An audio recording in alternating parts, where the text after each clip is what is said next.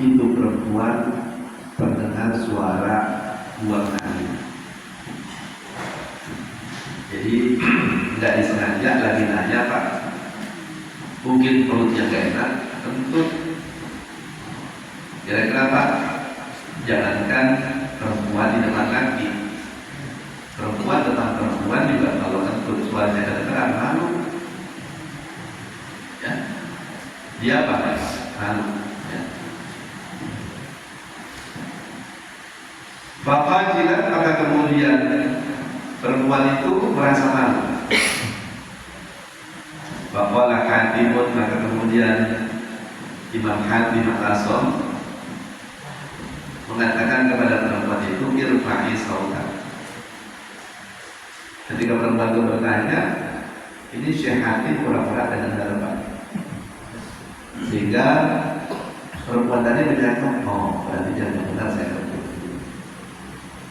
untuk menjaga rasa apa? Yang apa itu orang. Dan kemudian pura-pura nggak dengar itu Pak, dia lakukan sampai akhir hayatnya. Ya, demi menjaga apa? Malunya orang. Kalau kita kadang-kadang aib orang kita buka-buka, rahasia orang yang seharusnya ditutup kita tahu, kita buka. Yang bikin orang malu. Padahal kita seharusnya kalau orang punya rahasia itu harusnya diapain Pak? Ditutup. Ya. Makanya kan diajarkan oleh para ulama, kalau kita nggak bisa rahasia, jangan pernah menerima rahasia orang. Karena rahasia itu bagian dari apa Pak? Amanah. Nah ini Syekh Hatim Al-Asom pura-pura dengan mengatakan, coba keraskan suara, tinggikan suara, ya, aku kan dengar. Fa'aro min nafsi annahu asom.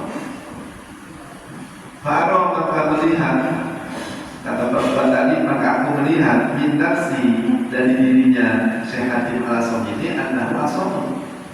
Oh dia tidak dengar berarti, boleh dia. Alhamdulillah, untuk dia apa? Tidak dengar. Ya. Jadi menjaga agar orang nggak malu. Ya. Di zaman sekarang kadang-kadang berbalik di media sosial orang dikulitin, ya men, dikulitin. Bukan kadang-kadang dikulitin, kadang-kadang dibunuh karakternya dengan sesuatu yang tak dipinta. Masuk YouTube, masuk televisi, bukan sekali. Padahal dalam agama kita diajarkan untuk menutupi apa Pak? Nah, boleh kita buka untuk kepentingan hukum, boleh. Tapi di tempatnya, pengadilan. Kalau nggak benar ya nggak boleh juga. Kebohongan misalnya disampaikan kesimpulan begini.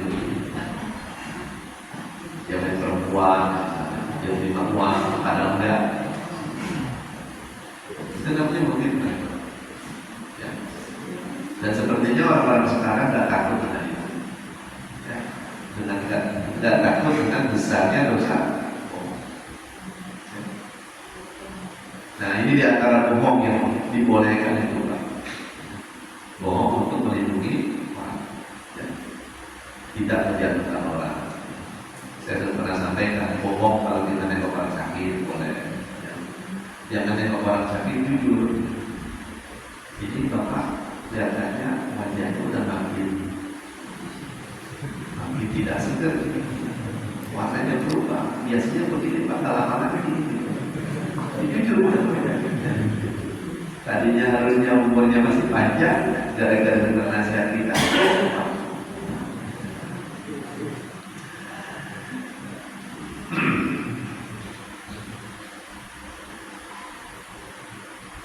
Kemudian Fasaratul mar'atu, maka gembiralah itu perempuan, alhamdulillah, dan tidak ada masalah dia buang angin tadi. Memang kalau dalam ilmu tasawuf Pak, pada sisi Allah itu kadang-kadang sesuatu yang dianggap sepele tapi bisa menyelamatkan orang Pak. Orang bisa pangkatnya tinggi, derajatnya tinggi, hanya sesuatu sepele. Contohnya siapa? Apa Pak?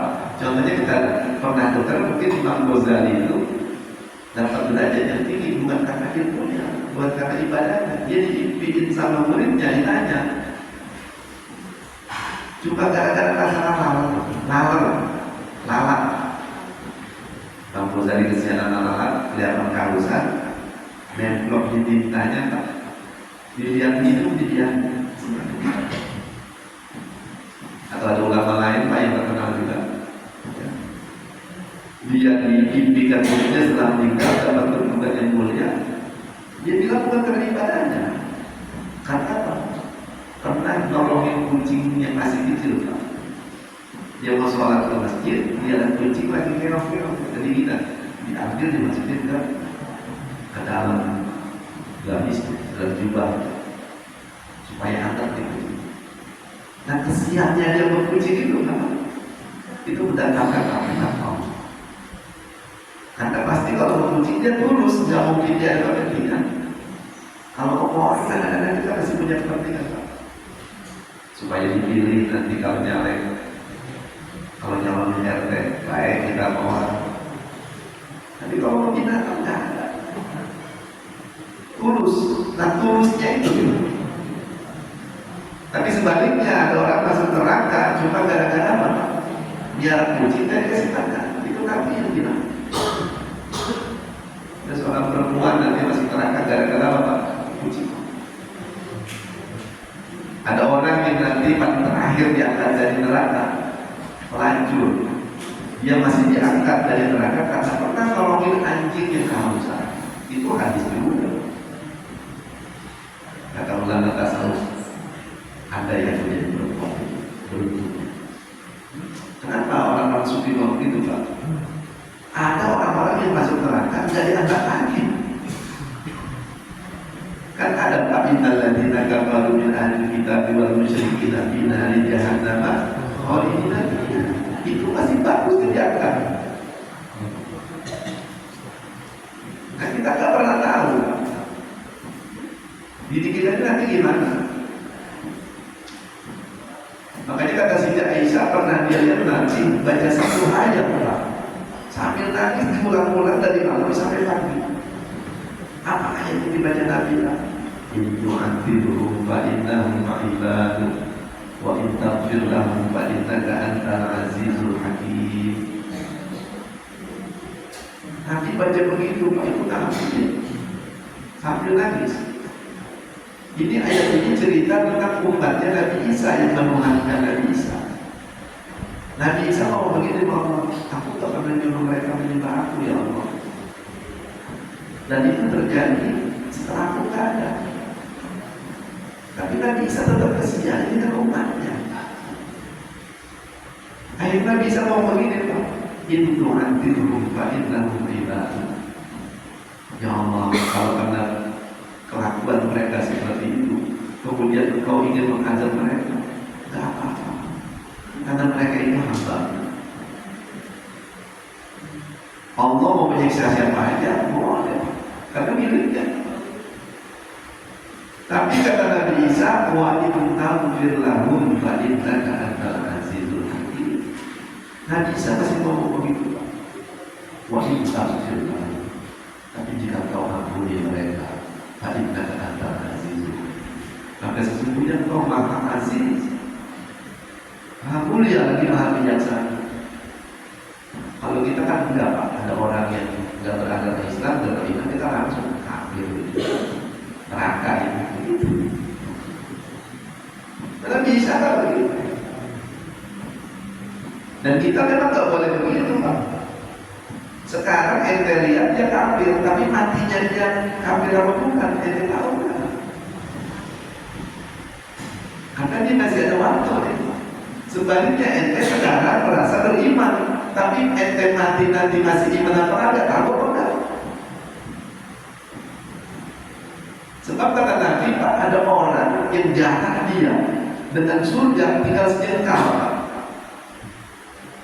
Tapi kalau emang tulisannya orang ini ahli neraka, jarak yang tinggal sedekal itu Pak, bisa gagal. Contohnya banyak. Sebaliknya jarak orang yang dengan neraka tinggal sejengkal, dia orang pasti neraka nih. Bahkan ada yang sudah ditulis namanya Pak di pintu neraka.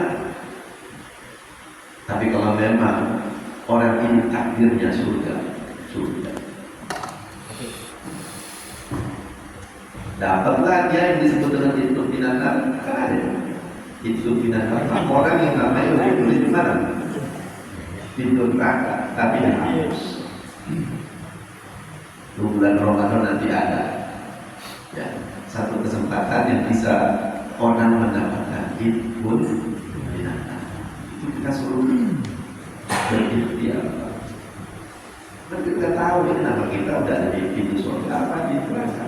Sama kayak bapak-bapak mau pergi kemana-mana, ya satu rombongan kan biar gampang tulis pada kamar ini aturan A, B, C, dan jangan. Ya, ini yang seharusnya membuat kita seperti yang dicontohkan oleh Nabi Musa. Ya, seperti Muhammad, dia bukan tulis baca itu. Bagaimana kalau terjadi kepada umatku? Ada di antara mereka yang masih sedih lah kita. Sebab yang dia pikirin itu umat manusia yang dia pikirin.